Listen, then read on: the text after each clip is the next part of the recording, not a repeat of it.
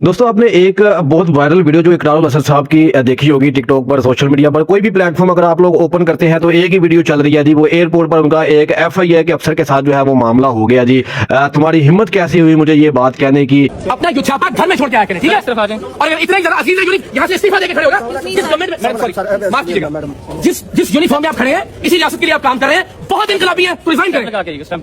अब वो अफसर ने क्या बात की और इसमें जरा मैं अपना पॉइंट ऑफ व्यू आप लोगों को दे दूं कि असल में वजह क्या बनी और बात क्या हुई, इसकी असल हकीकत क्या है, कहां से ये वाकया शुरू होता है। इकरारुल हसन साहब जो है वो एयरपोर्ट पर आते हैं, वहां पर एक बात सुन लेते हैं जो कि उनको अच्छी नहीं लगती और उसके बाद हंगामा हो जाता है और वो एक ऐसा हंगामा होता है कि पूरी दुनिया ने फिर वो हंगामा देखा। अस्सलाम वालेकुम दोस्तों, मैं हूं आपका होस्ट अली रजा और आप मेरा यूट्यूब चैनल देख रहे हैं। दोस्तों बात करने वाला हूं सैयद इकरारुल हसन साहब की। देखें, इकरारुल हसन साहब आप लोग जानते हैं, एक बहुत बड़ा नाम पाकिस्तान का, एक एंकर पर्सन भी हैं, जर्नलिस्ट भी हैं, ठीक है, और अपना यूट्यूब का चैनल भी रन करते हैं। मजीद एक निजी चैनल के साथ एक बहुत लंबा अरसा यानी 22 साल का अरसा उन्होंने गुजारा, जो कि रिसेंटली उस चैनल को खैरबाद कर दिया, छोड़ दिया। अच्छा, इकरारुल हसन साहब को हम लोग बचपन से देखते आ रहे हैं। आप बहुत जबरदस्त शो करते हैं, आप सरेआम एक शो किया करते थे जो कि अब तक वो शो चलता रहा और आपने बड़ा बड़ा जबरदस्त लोगों को जो है वो उनकी औकात याद दिलाई। इकरारुल हसन एक बहुत बड़ा नाम है, बहुत बड़ा जर्नलिस्ट, एक जबरदस्त एंकर,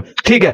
और आपने उस शो में, यानी मैं थोड़ी सी इकरारुल हसन साहब की आपको स्टोरी बता दूं, फिर असल मामले की तरफ मैं जाता हूं कि भाई असल में मामला हुआ क्या और ये सारा मामला जो है इसकी हकाइक क्या है। लोग सोशल मीडिया पर स्क्रॉल करके वो झगड़े की वो वीडियो देख रहे होंगे, बार बार वही सामने आ रही है। वो जबरदस्त लोगों को एक्सपोज करते हैं मुख्तलिफ आलमों के पास, पीरों के पास, जो फ्रॉडी है, यानी 2 नंबर है, यानी रॉन्ग नंबर जिसको कहते हैं, उनको पर्दाफाश करते हैं और मजीद रमजान ट्रांसमिशन में नजर आते हैं, ठीक है। अच्छा, अब होता यह है कि भाई रिसेंटली इन्होंने अपनी एक जो है वो पार्टी बना ली, जिस तरह बड़ी बड़ी पार्टीज है, यानी PTI है, नून लीग है, पीपल पार्टी है, इसी तरह अब इकरारुल हसन साहब ने सोचा कि मैं भी अपनी एक पार्टी बना लूं, तो उन्होंने एक अपनी पार्टी बनाई है जिसका नाम है पाकिस्तान अवाम राज, ठीक है। ये पार्टी जनाब इकरारुल हसन साहब ने बना ली है और उस पार्टी की वजह से उनको ये सरेआम जो शो है ये भी छोड़ना पड़ गया। अब होता यह है कि वो एयरपोर्ट पर आते हैं तो वहां पर FIA का जो ऑफिसर है, जो वहां पर ड्यूटी पर तैनात था, उसने कुछ ऐसा बोल दिया कि भाई इकरार का भी वही हाल होगा जो जवाद अहमद का हो रहा है। इसका हाल भी जवाद अहमद जैसा होगा।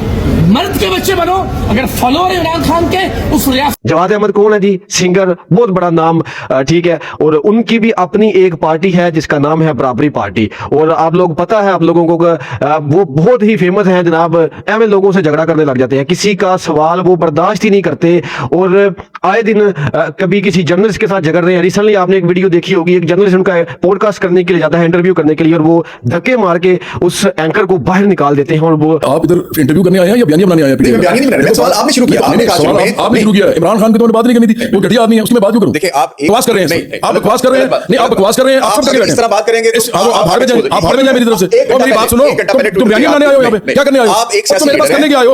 मेरी बात सुनो ना, पहले मेरी बात सुनो। मैं सुनूंगा। तो नहीं तुम हो कौन? तुम मेरी बात सुनोगे? तुम टके के साफी नहीं हो? तुम ये चलाओगे? तुम ये चलाओगे? बिल्कुल चलेगा, आप बेफिक्र रहिए, तुम साफी हो। आप यहाँ पे बैठ जाए, यहाँ पे बैठ के बात करें।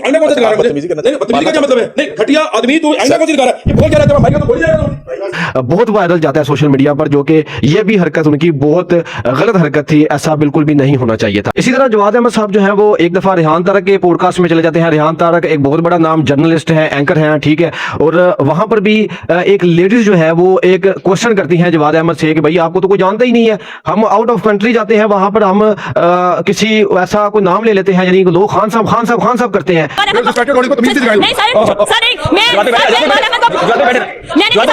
मैंने अपने फेसबुक पेज पे भी लगानी है। I like to Jawad Ahmad too much but as a singer not as a politician.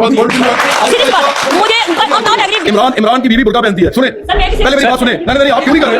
अरे नहीं मैं बताता हूं आपको, आप ही ज्यादा ना। और आपको तो कोई भी जानता ही नहीं है, तो वहां पर झगड़ा हो जाता है। जवाद अहमद साहब निश्चित से उठ जाते हैं, लेडीज के साथ झगड़ा करना शुरू कर देते हैं। यानी हर जगह पर मैंने जवाद अहमद साहब को ऐसे ही देखा। यानी उनकी भी एक बराबरी पार्टी है, वो भी एक पार्टी को रन कर रहे हैं, तो इसलिए भाई मामला ये पेश हुआ कि उस FIA का जो अफसर है उसने ये कह दिया कि इकरार उल हसन भी जो है वो जवाद अहमद की तरह जलील होगा। यानी ये जहन में रखते हुए, क्योंकि जवाद अहमद हर एक से झगड़ता है भाई, किसी का कोई बात जो है वो बजाय इसके कि वो उसको तहम्मुल से जवाब दे, आगे से थोड़ा सा झगड़ा करने लग जाते हैं जवाद अहमद साहब। तो इसको मद्देनजर रखते हुए उस FIA के अफसर ने इकरार उल हसन को ये बात कर दी कि भाई आपने जो है वो प्रोग्राम छोड़ दिए, आपने जो TV छोड़ दी है, एंकर वगैरह, ये जर्नलिस्ट वगैरह, ये सब छोड़ के आपने एक पार्टी बना ली है और आपका वही हाल होगा जो जवाद अहमद का हो रहा है। यानी ये बात आप जहन में रखना, इस तरह की कोई बात नहीं।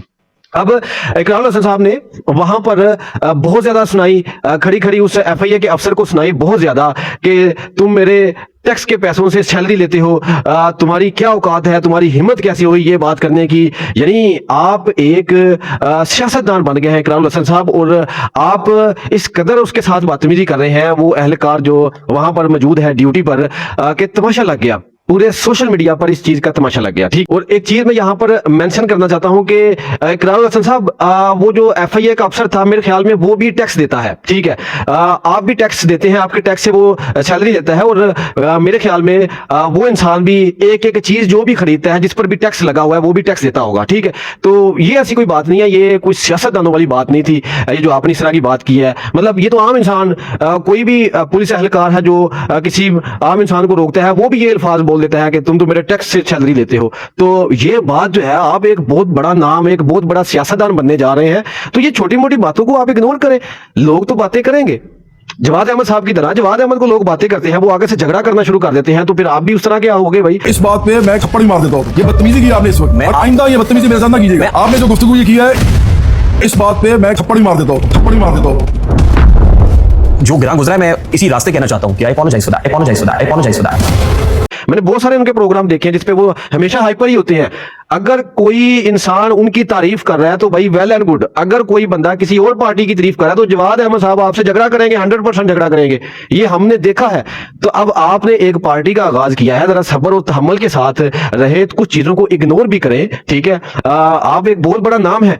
ठीक, मैं अपना पॉइंट ऑफ व्यू दे रहा हूं, मेरा किसी के साथ कोई जाती लेना देना नहीं, ना कभी मुलाकात, ना कोई ऐसा मामला, ना मैं इकरार हसन साहब को जानता हूं, रियल कभी नहीं मिला, ना जवाद अहमद साहब से नहीं मिला, टीवी पर इनको देखते हैं और अपना पॉइंट ऑफ व्यू जो है वो आप लोगों के साथ सामने रख रहा हूं कि भाई दरअसल मामला ये हुआ। ठीक है, अब थोड़ा सा सब्र और तहम्मुल के साथ आपको रहना चाहिए। और उसके बाद मैंने काफी देखे और मजीद एंकर पर्सन जो आपके दोस्त कुछ जो पॉडकास्ट करते हैं, उन्होंने आपके साथ कॉल पर बात की, जो बात नजर आई मुझे कि आपने कहा कि उसने कोई ऐसी गाली दे दी, वो जो FIA का जो अफसर था उसने कोई गाली दी थी जिसकी वजह से आप हाइपर हुए, और सरासर गलत है जी। FIA के जो अफसर वहां पे खड़े हैं, किसी को कोई हक नहीं है को गाली देना। ठीक है, और इस तरह की ये जुबान इस्तेमाल करना, मैं यकीन माने कि इस चीज के भी बड़ा खिलाफ हूं। देखिए इकरार हसन साहब, आपने बड़ापन का करना चाहिए था, यहाँ पर थोड़ा सा सब्र का, तहम्मुल का, और अगले बंदे को उसकी मतलब के बड़े प्यार के साथ डील करना चाहिए था। लेकिन जो उसने किया वो गलत है। अगर उसने गाली दी है, अगर कोई ऐसा उसने अल्फाज बोला है, ये भी लफ्ज उसने गलत बोला है कि भाई इकरार का भी वही हाल होगा जो जवाद अहमद का हो रहा है, ये सरासर गलत है भाई। इस तरह का अल्फाज बिल्कुल नहीं उसको बोलना चाहिए था अगर उसने ये अल्फाज बोला है। और मैंने अभी तक ये वीडियो नहीं देखी, ना उसकी कोई गाली की कोई ऐसी वीडियो देखी है कि उसने आपको गाली, जो मतलब जो आप प्रेस कॉन्फ्रेंस में भी कह रहे थे, मुख्तलिफ टीवी चैनल्स पर भी आगे कह रहे हैं कि उसने कोई गलत अल्फाज बोले, लेकिन अभी तक वो मैंने वीडियो कोई नहीं देखी कि उसने कौन सा ऐसा गलत अल्फाज बोला। बाकी सारी वीडियोज आ रही हैं, सामने आ रही हैं, वो हम देख रहे हैं, जिस पर FIA के अफसर आपसे बार बार एक ही अल्फाज बोल रहा है कि सर जाने दें, सर जाने दें, छोड़े इस बात को। बड़े सब्र और तहम्मुल के साथ उसने अपना मुजाहरा किया। आप बहुत ज्यादा हाइपर थे और आपको चाहिए था कि ठीक है थोड़ी सी बात करके उसके चले जाना चाहिए था, बजाय इसके तमाशा लगाने के, क्योंकि अच्छा नहीं लगता बना तमाशा लगा। और आप वैसे भी एक बहुत बड़ी पार्टी को रन करने वाले हैं। अल्लाह आपको मजीद कामयाब और तरक्की दे, हमारी दुआ आपके साथ है, हम आपको बचपन से देखते आ रहे हैं। ठीक है, और आप अब इस तरह की छोटी मोटी जो हरकतें इसको इग्नोर करें, आपका और लेवल है। और अगर FIA के इस अफसर ने इस तरह की कोई बात की है तो वो बिल्कुल गलत बात है, इसमें कोई शक नहीं है। ठीक है जी, तो हर इंसान का अपना पॉइंट ऑफ व्यू होता है जी। मैं अपना पॉइंट ऑफ व्यू दे रहा था कि जवाद अहमद, इकरार उल हसन, क्या डिफरेंस है, क्यों गुस्सा कर गए इकरार उल हसन। ठीक है। तो मजीद बहुत सारे लोगों ने मुख्तलिफ अंदाज में वीडियोस बनाई, भाई ये हो गया वो हो गया, लोग उस अफसर को भी अप्रिशिएट कर रहे हैं, लेकिन मेरा नहीं ख्याल कि अप्रिशिएट करना चाहिए। अगर उसने गलती की है, आप हाइपर हुए हैं, तो फिर किस बात का अप्रिशिएट भाई? जिसकी गलती है तो उसको कम से कम सॉरी करनी चाहिए। लेकिन मैं आपका एक प्रेस कॉन्फ्रेंस देख रहा था, आपने कहा कि ठीक है जी वो वीडियो नहीं आई, कोई ऐसी नहीं बनी, तो इस मामले को यहाँ पर क्लोज कर देते हैं। तो आपने वो मामला भी यहाँ पर क्लोज किया इकरारुल हसन साहब, तो ये आपका बड़ापन है जी। बाकी मैं सिर्फ आपको थोड़ा सा बस ये सारी सूरत हाल देखने के बाद मेरा दिल चाहा कि मैं आपको बताऊं कि भाई आप एक बड़ा नाम है, आप सियासतदान हैं अब, और आप एक बड़ी पार्टी को बड़ी पार्टी बनाना चाह रहे हैं, उसको रन करना चाह रहे हैं।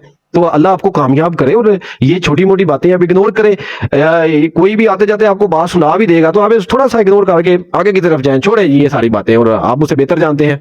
और बाकी आप लोग जो वीडियो देख रहे हैं अपना पॉइंट ऑफ व्यू भी मुझे दे सकते हैं, कमेंट सेक्शन में दे सकते हैं, ठीक है, ताकि आप लोगों का पॉइंट ऑफ व्यू भी मिल जाए। हो सकता है मुझसे कोई क्लियरिटी ना भी हुई हो, थोड़ा सा मेरे अंदर भी क्लियरिटी आ जाएगी कि भाई ये मामला था। जो ओवरऑल सोशल मीडिया को देखने के बाद जो मैंने अपना पॉइंट ऑफ व्यू दिया वो ये था। अपना बहुत सारा ख्याल रखिएगा, दुआओं में जरूर याद रखिएगा, चैनल को सब्सक्राइब करना मत भूलिएगा।